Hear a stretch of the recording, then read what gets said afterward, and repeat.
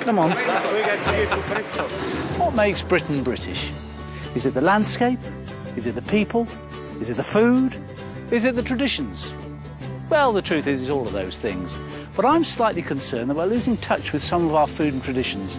So I've set off on a little journey to find them all. In today's show, the last in my series, I go to a brewery and get into a spot and bother. Oh, 66! She's gonna blow! She's gonna blow! I slurp a shellfish down at the seashore. Should we have one there? I think we ought to. And from the kitchen in my caravan, I cook up a dish for some dancers with equine interests. Right. Oh, hello. It's not quite ready, I'm afraid.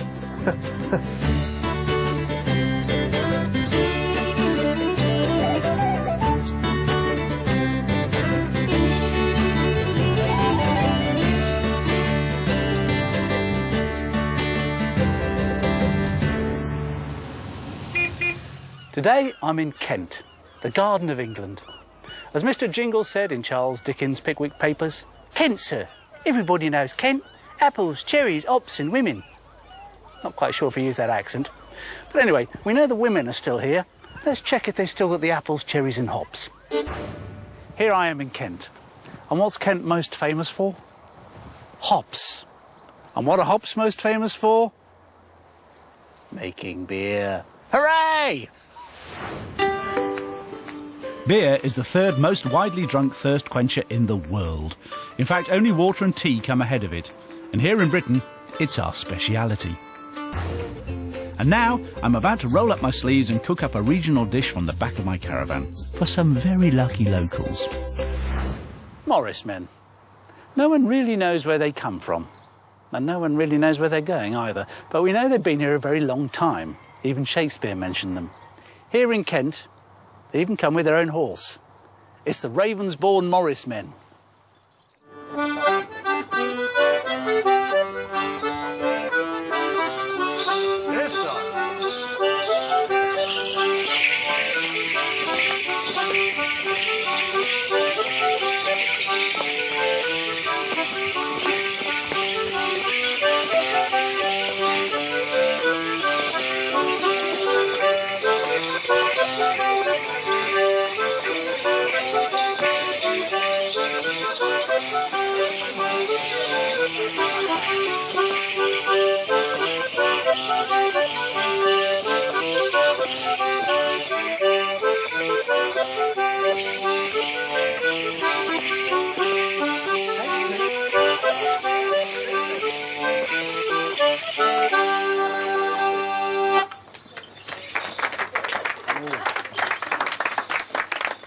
Well, it looks like you're having immense fun. Yes, it certainly is. Does it take a lot of practice?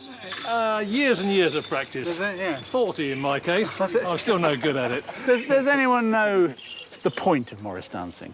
I don't mean that in a rude way, but is there a kind of reason for Morris dancing? Oh yes, of course. All societies had their tribal dancing, Yeah. and obviously Morris has been influenced by contemporary dances. It's come through the ages, and it's men's fertility dancing. That's Yeah. like Bhangra dancers come out and dance for spring and harvest. Yeah. We do much the same thing with the tradition as it's been handed down to us. Yeah, and you've got a horse. Can we see the horse?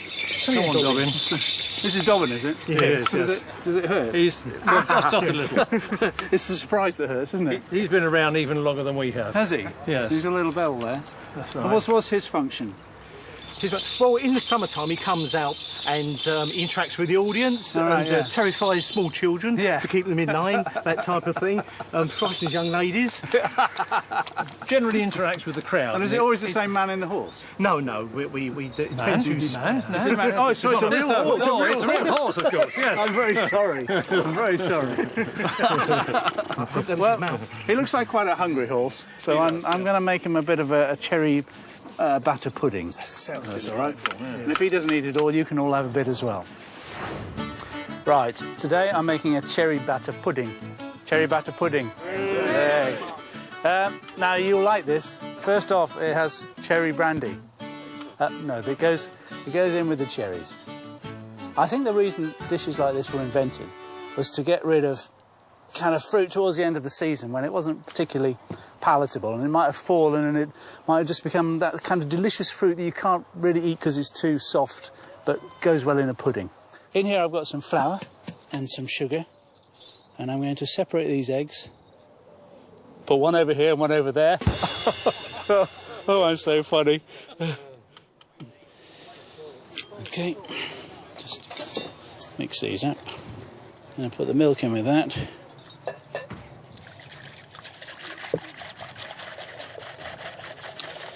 And that's basically a batter. Now, I'm just going to put half my melted butter in there. That's a lovely pub down there, isn't it? What's the date on it? 1364. Right. Oh, hello. It's not quite ready, I'm afraid. I don't think it's real. Now, not every caravan has one of these, but I do. Whisk up your egg whites until they form soft peaks. Got some soft peaks there, you can see that, that's a soft peak. The older you get more familiar with soft peaks, don't you? So, into my batter, I'm going to put my cherries. I'm going to fold in the whipped egg white.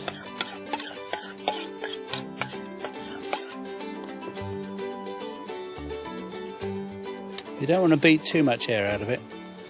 Oh, can you feel the tension? So can I. If the quantity, that's a problem. Let's get that around the rest of the bowl. Oh, that's lovely the way it does that. And there's our mixture.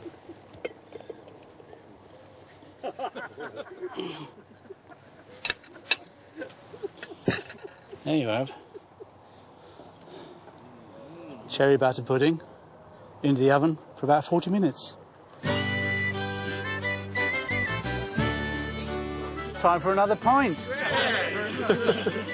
very much. Don't mind if we do it. Damn, let myself in for it there. Here we are. Not bad looking at all. If a little hot. There we are, look. It's quite nice, isn't it? There we go. Get out of it. Got some oats in the back of the caravan for you. Very impressive. Who is this in here? Morris. This is Morris. It is Morris. In a chamber pot. In our kit. A significance? This really. this isn't the one you use, is it? Right, let's have a look. Actually, quite small pieces. It'll give you a taste. There you go, if you like to pass that around. Well, you have that one. Well, this lot seem keen to try it, and if you are too, here's how I did it. You can find more details of what you've seen in today's show at itv.com/food. And there you have it, Kent cherry batter pudding. Very Kentish indeed. Now, you can't help but notice that you're all, apart from the musician, He's too young. of a wise age. Yes. Of a very wise age. Yes. I mean, there's more of you in this side, aren't there?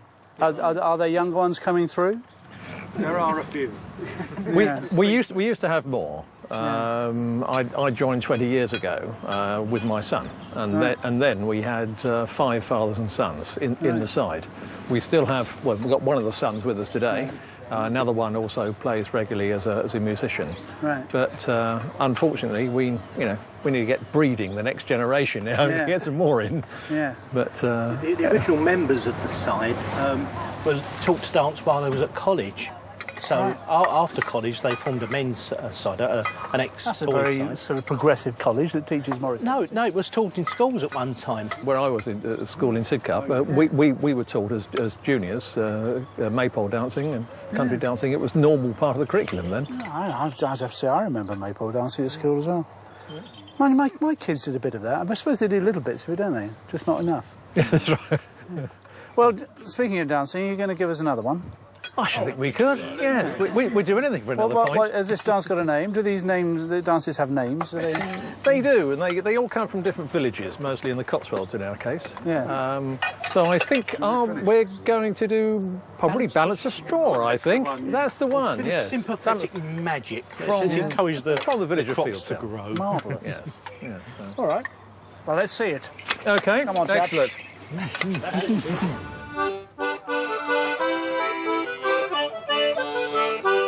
Yes, darling.